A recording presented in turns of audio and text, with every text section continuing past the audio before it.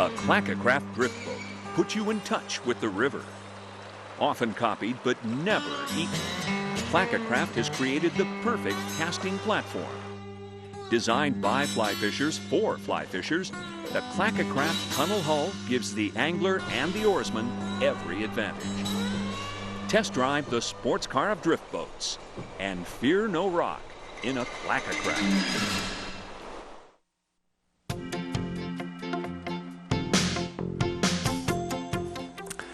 Ferrying is the term used to describe how a drift boat is most often maneuvered. It's a technique whereby the craft is pointed at an angle to the current and pulled or pushed the direction you want to go. Well, Dean, there's a term called feathering your oar.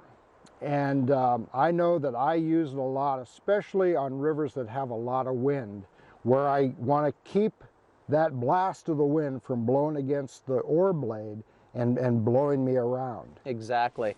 And what I usually do will start off, get my oar blades in a vertical position like they are right here, and then as I come down and put my oar in the water, I twist my wrists and just scoop the oar like that. So when I come out of the water, my wrists are twisted back like this, and my blades come out in a more horizontal position to the water. So the wind slides over exactly. It doesn't blast it flat. And you'll feel it. You will definitely feel it. If you've got an upstream wind or a downstream wind, you put those blades vertical to the water like that, and they become little wings, and you can really feel it.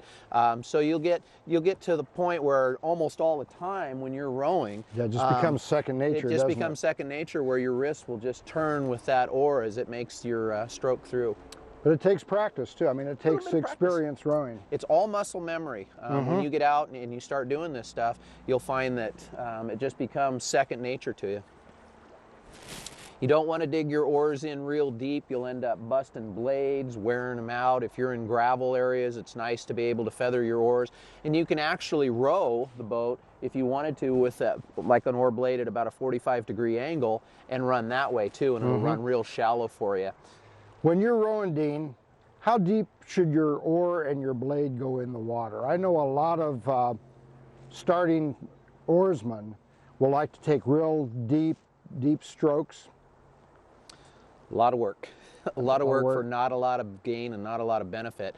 I find that normally about the depth of the blade, the length, is about all deeper that I'll go. There are some exceptions to that if I'm sculling or doing something like that where I want to, slide my boat left or right with a different oar stroke, then I'll do that. But for normal, just maneuvering down the river types of oar strokes, I find that blade depth, and for me the way my boat's set up, that usually means that my hands are pulling in a fairly level plane about chest height. Okay. If you start seeing guys coming up here in front of their face with those oars, they're just digging them in too deep. That's too deep. You're working way too hard. You're not working efficiently. Yeah. As a general rule of thumb, would you say that the oar should go in the water to where the shaft meets the blade? That's what I was, the length of the blade. So when it goes down, that whole length of blade is below the surface and no water. deeper than that. I don't see any reason to. And a lot of times in shallow water or running gravel bars or something like that, you may only have that oar in the water just a few inches.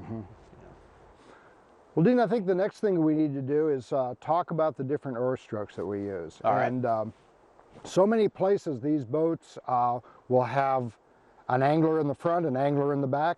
So let's go get Don and get him in the front of the boat and go out and demonstrate some different oar strokes. Let's go get him. The one most used when you're rowing a boat is the backstroke. What can you tell us about that? Backstroke is simply that. It's just pulling the oars back straight, nice and even, steady with both the left and the right, and you can keep the boat going in a nice straight direction. You just point your transom the direction you want to go, and just nice, straight, steady, even strokes with the oars.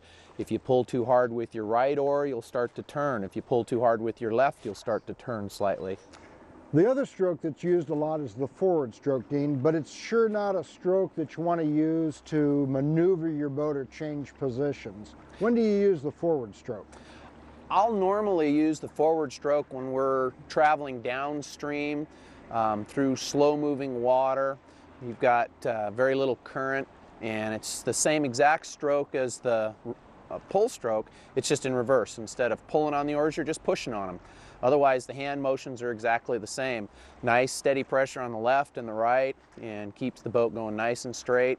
And where I like it is where I've got to go down through a slow-moving section of water to get to the bottom end of a drift.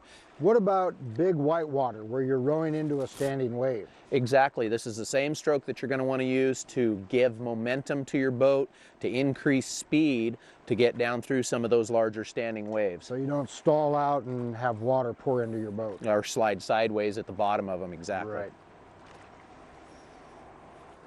So if you're floating, Dean, and you want to turn your boat, what are the strokes that you use to make the turns? You can do it with either a forward stroke or a reverse stroke.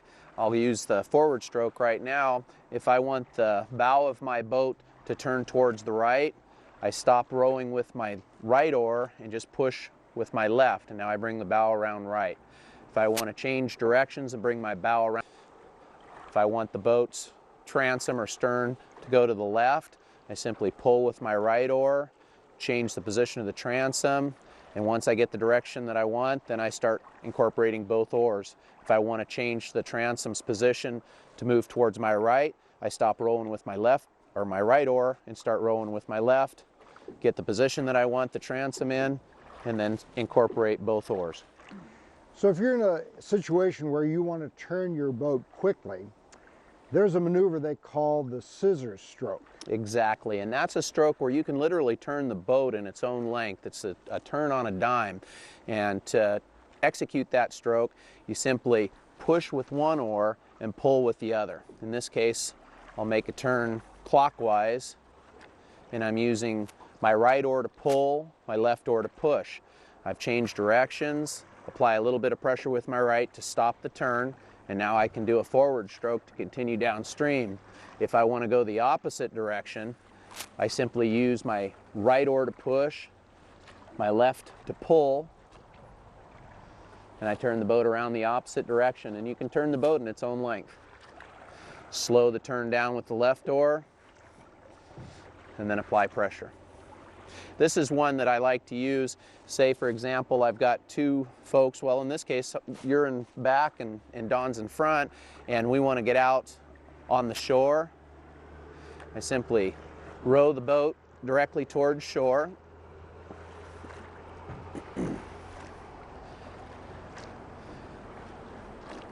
I can unload Don off the bow of the boat, and without you having to crawl up over the top of me or go through the whole boat, I simply turn the boat around using my scissor stroke. And now I can deliver you on shore.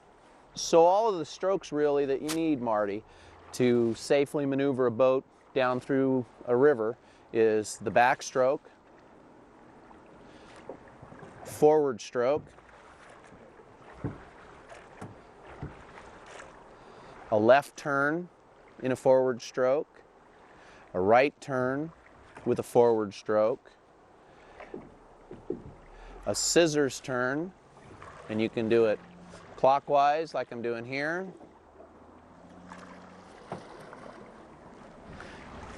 or you can do it counterclockwise like this, and then you can do a left turn to turn the transom towards the left, or a right turn to turn the transom towards the right. And those are the basic oar strokes.